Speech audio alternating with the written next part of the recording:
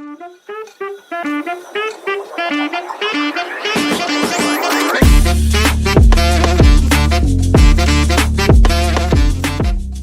what's up guys? Welcome back to another video. This is gonna be this is the first video on Independence Peak. And today we are going to be discussing how to operate all the lifts in the game, because currently there's been a lot of confusion, especially Continental Express. People have been asking, why won't it start? Why can't I do anything? Is it broken? It's not broken.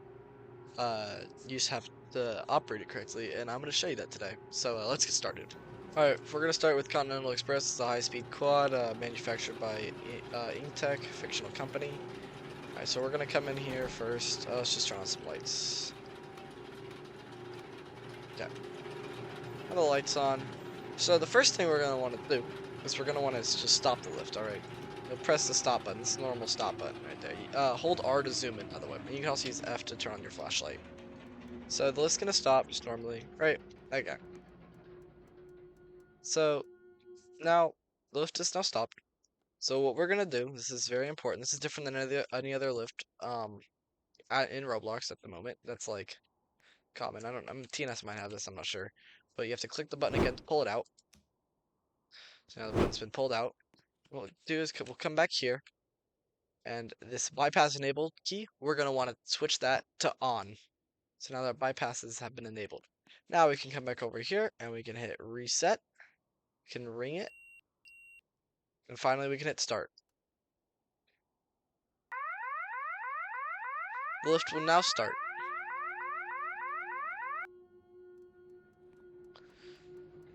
Now, some other features you can do. So up here, you have your fast speed, which is the speed set when the fast button is on. So we can hit that, and it'll go up to fast speed. And you can change the speed. Left click decreases the speed. And right click will increase the speed.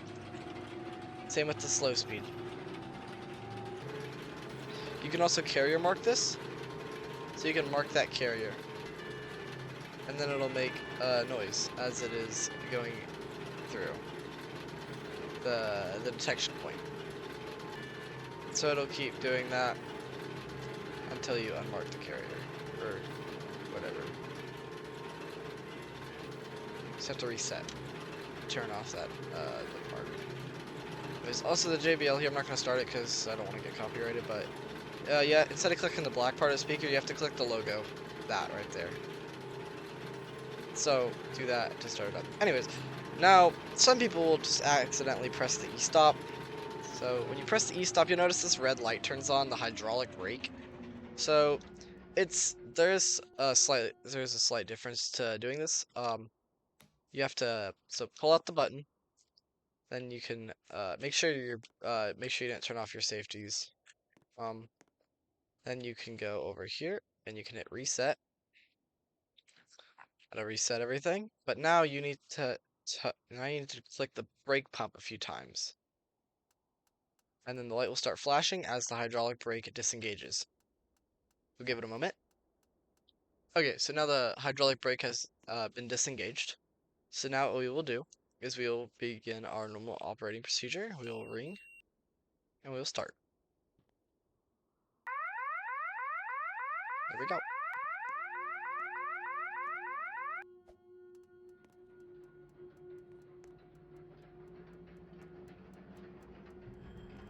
Let's start it up now.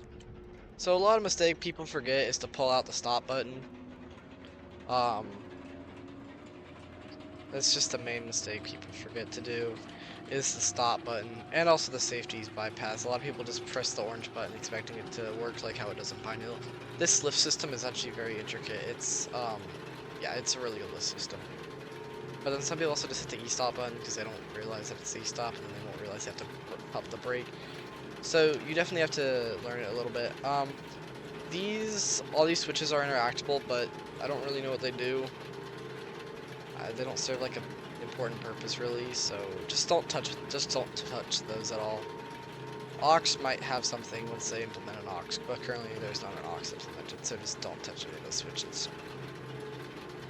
You cannot start this lift from the top shack. Actually, I'll head up there real quick. So up here at the top shack, These are the controls we have. We have a stop, emergency stop, a ready button, reset ring, and slow.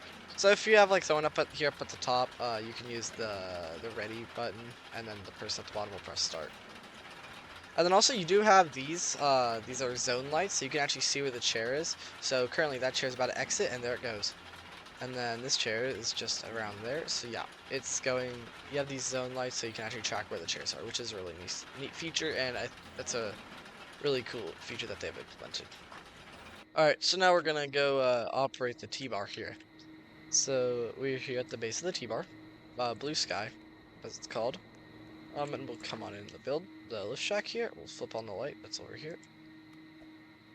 And we'll go ahead and just stop the lift using this button. That'll stop the lift. Again, this is your speed control, left and right to change the speed. Left click, right click. This is your big power switch. If you turn this off, nothing will really happen. So we'll just turn that off, and it turned off all the power. So like your big power switch, so you just turn that back on. And it's gonna do a little beepy thingy. It's not starting to lift though. So then what you can do is you can hit reset, you can ring it. And if you have someone at the top, they should ring back to you. And then you can just hit start. There's no bypass on this lift, I believe. I did not pull out the stop button, that's my bad. You have to pull out the stop button on this, so reset, ring, and start. And it should start up. There is no bypass button on this lift. So there you go. Also, for anyone confused on how the T-bar actually works, all you have to do is have your skis on, come up here, and it should just snap to you. Once the T-bar touches you, it should just snap you to it, and you can just go up. And then just if you press jump, you come off of it. So yeah, that's how the T-bar works. All right, guys. Now we're gonna operate. What's this lift? This is, I don't know how to pronounce it. Halcyon. The Halcyon double. So we'll come up here, and we'll go over here and turn on the light. We'll go ahead and just stop the lift. So again, this lift also has this power disconnect. So if we turn that off, everything turns off. Yeah, there you go. This is all like fault stuff. There are actually lift faults in this game, though they happen really rarely, so I won't be able to show you guys. I haven't gotten one yet. Here's your speed selector. You can right click. There you go. So now if we have to pull out the stop button on this one as well. One of the other thing this lift has is, where is it? Gate circuit on. That is this wire. So I'll show you how that works in a little bit. We're gonna want to turn safeties to bypass. And if we don't have a person at the bottom, and then should be able to hit reset. The reset will start flashing. Then you can hit ring, and then finally start. And the lift should start. Also, guys, by the way, it doesn't look like it, but there is indeed a motor room. In my stream, I was kind of like dogging on this lift because it didn't have a motor room. It does have a motor room, just the windows are completely blacked out. Well, it doesn't have a motor. It has a gearbox, which is not a motor, but it does have an interior. So, good job, Pine Hill. So now that the lift is running, let's just say, let's just hop on a chair over here. Let's just jump up onto a chair. Never mind, that one's not it. Okay. Just hop up onto a chair. And now watch what happens when we go around the wheel.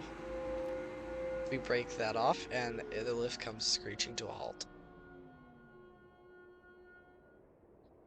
There we go. Look at that. So now we can hop off the lift. We're just gonna do this, just hop off the lift. But you can come over here to reattach this. There's this little white plug right here. You'll click that, and it will... I just walked over it again. But you'll click the plug, and it'll go right back there. Now, if you turn off this gate circuit,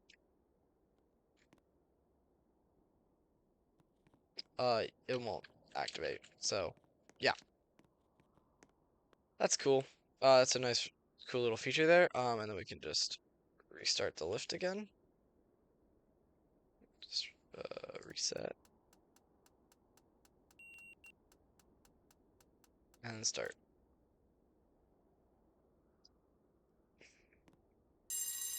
There it goes. You have to wait for the button to stop flashing before you press start, by the way. There you go. So you operate this lift. Alright guys, for the final lift that we're going to be looking at today, it's the Tempest triple here. This is actually your outdoor panel out here. It's in this box. Pretty cool. Anyways, coming in here, we'll turn on the lights. And we will just stop the lift just by hitting stop. This is the only lift that throws the emergency stop. Oopsie. And we'll click it to pull it out. This lift, you also have to pull out both of the buttons as well.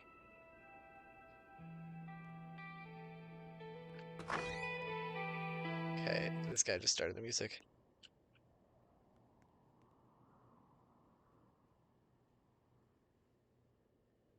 Alright, sorry about that, guys.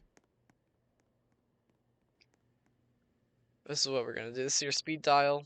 So left click will decrease the speed and right click will increase it. This one you can only change while it's running, okay? So that's a different thing. This is your stop gate circuit switch. So it's the same as the other lift. This is your speed control up here. Fairly standard Doppelmayr controls. So what we'll do is so we pulled out the button. So what we'll do is we will reset the lift. We can signal a couple times. We can press bypass. That'll turn on the light, and then we can hit run. Now, if you have if you have two other people to run this lift, you won't need to use the bypass, but the person at the bottom will need to hit their ready button, and the person at the mid station, because there is a mid load station on this lift. So you'll have to do that for both of them. And then now we'll wait for it to start up. I don't know if okay. Pretty sure, so it's just gonna sound like it's on, but what you have to do is then you have to come over to the speed control and you have to right click makes it go fast. But you have to like select something under the speed control to set the speed, and then your lift will start moving. So we set it to fast, and now it'll go fast.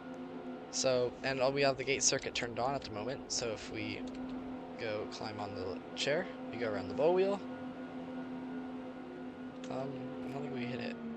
Okay, so if you're on the lift, you don't actually end up hitting it, but, you know, same deal. And then I just saw the thingy, where is it?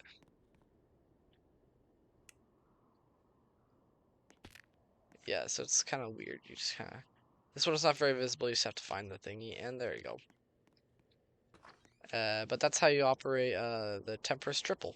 Alright guys, that'll be all for today's video. I hope you found this video helpful, and now you can go and operate the lifts and stop complaining in the bugs channel that the lifts are not operable, because they are.